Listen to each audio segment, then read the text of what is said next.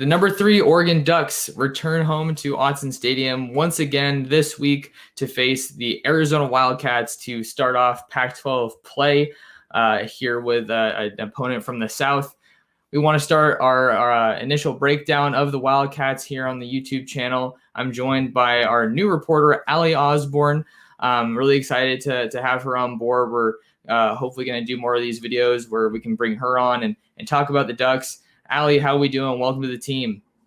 Oh my God. I listened to Pantera, Rat, and Metallica all day to prepare myself for this. I am so excited to talk about the Ducks. There is nothing better in the world than a little Autzen and a little shout and some Ducks. So let's freaking do this.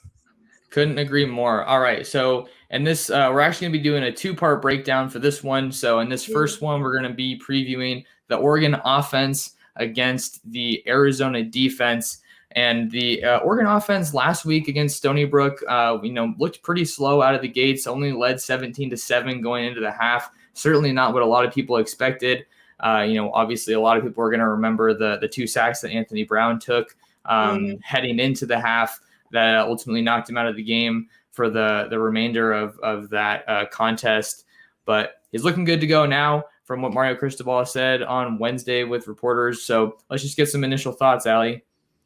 Well, first off, I want to say that Ty Thompson had a great debut. 6 for 9, 82 yards, 2 touchdowns. What more could you ask for from a true freshman?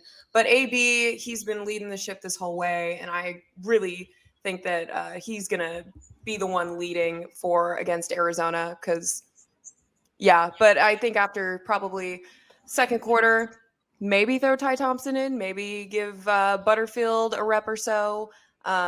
This seems like one of those games where the young guys will get to shine like they did in Stony Brook. And I'm excited to see what else Ty Thompson can bring to the table coming up.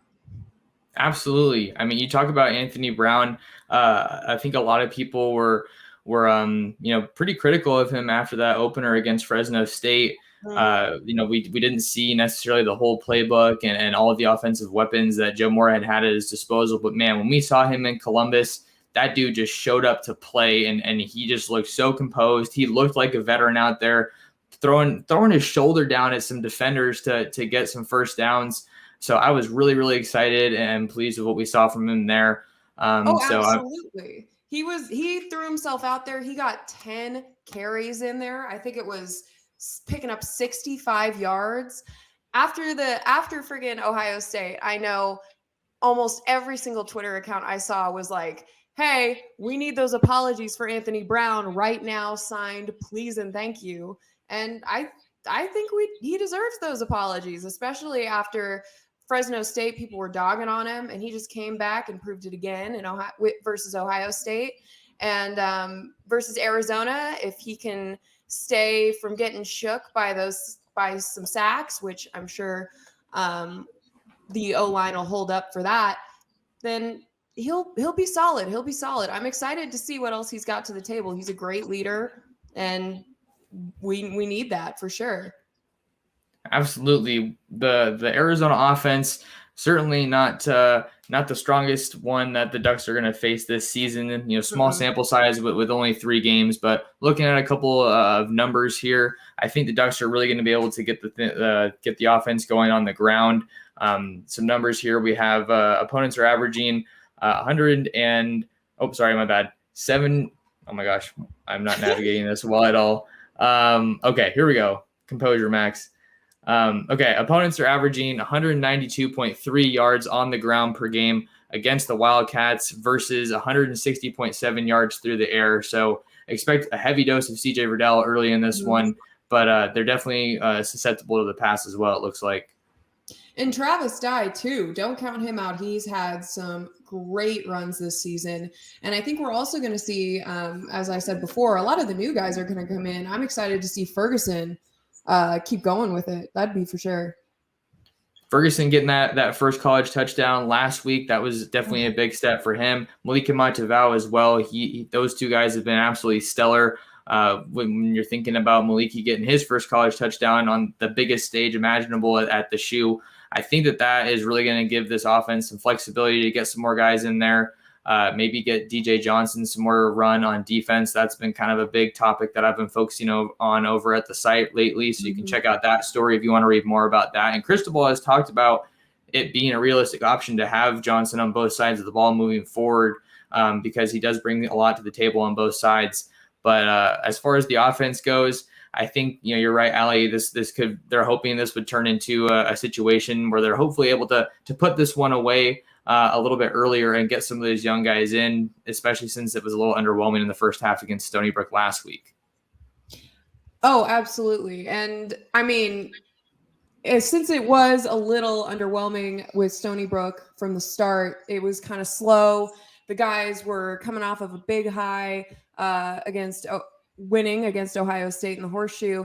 And I think after that slowness with Stony Brook, they're going to come back and they're going to say, look, we've got to starting strong, not just finishing strong. And I think we're going to see a lot of great performances from young guys. And I mean, come on, it's a physical team, specifically Oregon. We've got the big guys up front. We have the fast guys in back with Verdell and with Dye.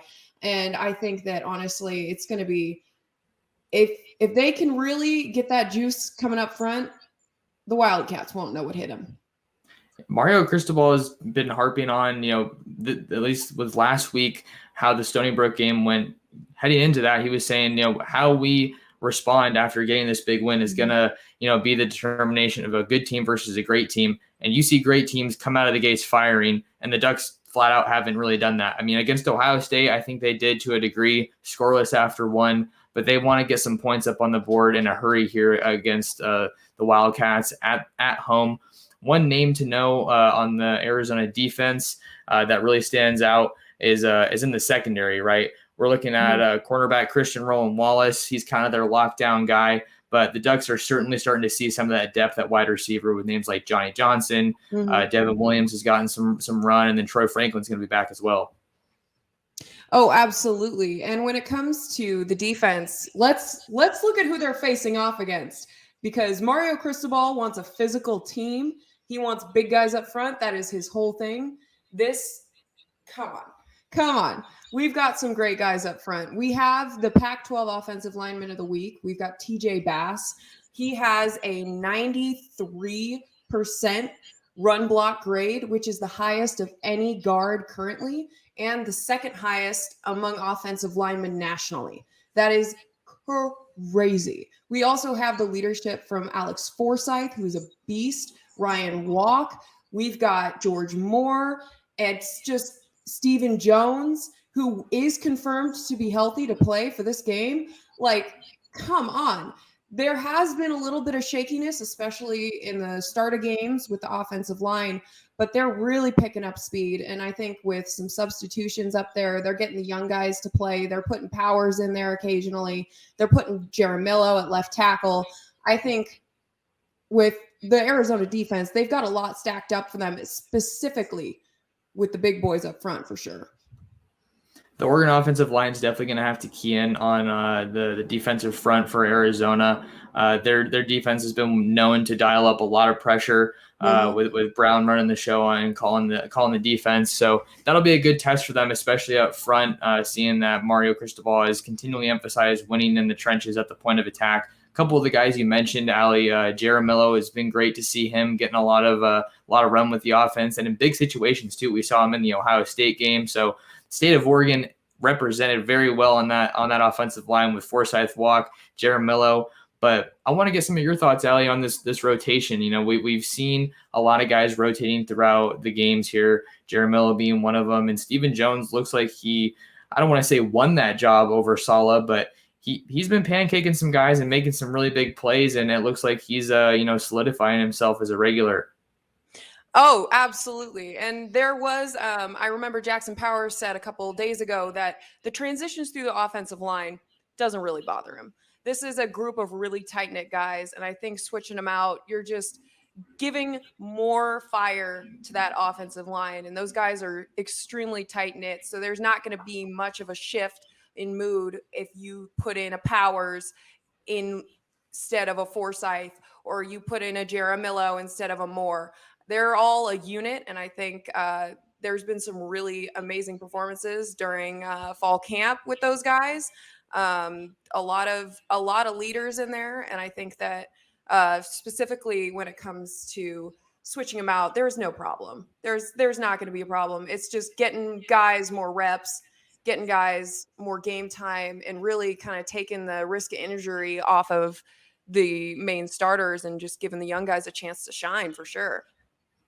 Alex Mirabal has definitely been one of my favorite coaches to talk to throughout this whole process since fall camp started up, and we really got our first access to the coaches after everything was over Zoom last year. But you talk about that job switching to Ali, not job switching, I should say, the cross training, how they're rotating guys in, getting them to play a bunch of different positions is something that I think really adds another dimension to this offense, because you know that that's going to be taken care of at the end of the day. I think we're just looking for that consistency, that execution. And if those guys can't get off to a hot start in this one, maybe we might see a little bit of a slower start like we did in Stony Brook. But obviously coaches aren't hoping for that one. Oh, absolutely. And could you tell us a little bit more about what we're expecting for that, what the Ducks can do really to bring that heat in the first half for sure? Yeah, of course. Yeah, I think when we're maybe talking about some game plan, some offensive game plan for the Ducks, I think it really starts with pounding the rock. Because Joe Moorhead was talking earlier this week with reporters and was telling us, our offense is contingent upon having the ability to run the ball, because if you can get that ball running, then it just opens up so much more for this defense, and it allows Moorhead to kind of dive into his bag of tricks, because we saw him on full display in that Ohio State game. He called a masterful game, really just had the Buckeye defense on their heels the whole time. So I think if they can come out and pound the rock, get creative, maybe try some new things, maybe we'll see some trickery. I feel like we haven't really seen too much of that this year so far. So I think that would be in their best interest to try to get the ball rolling early in this one. Oh, absolutely. If Moorhead wants to try out some new plays or some new tricks, I would say Zona would be definitely the game to do that. It seems like we've got Stony Brook and we have Arizona back to back. It seems like both of these are kind of experimental and great kind of opportunities for this offense to really figure out who their future players are, as well as kind of figuring out and fine tuning exactly how Oregon is going to keep hammering this way, especially with this very comfortable number 3 ranking. And I think that the offense, knowing their physicality, knowing how fast they are, the Wildcats ain't too big of a problem in this case, in my opinion. Sure. Yeah, I think, as we're rolling along here with this, offensive preview, always fun to bring some more numbers into play here. I think maybe some fans are a little bit, upset about not seeing some more explosion out of this offense. We want to see Anthony Brown and whoever else gets in at quarterback for that matter. Maybe it's a Ty Thompson or a Jay Butterfield. We want to see them push the ball down the field. And I think that these wide receivers have definitely developed under Brian McClendon, and this game will give them an opportunity to do just that. So right now, one of the numbers that we're looking at is 6 yards per play, and then average yards per catch through the air is 12.5 yards. So that's pretty good when you're thinking about, explosive plays being 15 yards or more. So like I said, it's still early, so we can't draw, a ton of stuff from these first 3 games, but I like what we're seeing from the offense. But I think that, Joe Moorhead and the rest of the offensive staff would tell you that there's definitely a lot more in store for them. Oh, of course. I mean, what else are you going to say? There's always a lot more in store, especially for this offense in particular. And I think that it's going to be, with Arizona and how they've been performing, I think that this is going to be a really unique opportunity to give the younger guys some snaps, give the younger guys some juice to get out there and get some reps in. And it's going to be quite an interesting game. Let's just say that. One more interesting stat that I think be fun to tack in here on the Arizona defense. They are coming off of 3 straight losses. Looked competitive against BYU to open things up, but kind of just took a tailspin after that. Lost 38-14 to San Diego State, which has always been a really good program out there in the Mountain West. And then a close one 19-21 to NAU. But the stat that I was mentioning, they forced 3 turnovers as a defense in that NAU game, and that matched their total from last year in 2020. So I'm not necessarily saying that's a good stat, but maybe it just shows that this offense is taking a little bit of a step forward. Jedd Fisch in his first year, he's got a lot of work cut out for him, but I think that he's certainly got some playmakers in place, and this Oregon team is not taking the Arizona defense lightly, or this matchup lightly at all. Anything else you want to add here, Allie, before we wrap up the offensive preview? All I'm going to say is Arizona is 6.3 points per game. We are 38 points per game. We are favored by 98%. The numbers don't lie. Certainly looking like the Ducks are in store to run up the score in this one, but projections and odds and all of that, it's fun to follow, but at the end of the day, you got to execute on the field. So absolutely. We'll see what the Ducks can do on offense in this one, facing off against Arizona this Saturday, 7:30 kick from Autzen. That'll do it for the offensive preview. Stay tuned for our next video to hear about the Oregon defense against the Arizona Wildcats offense.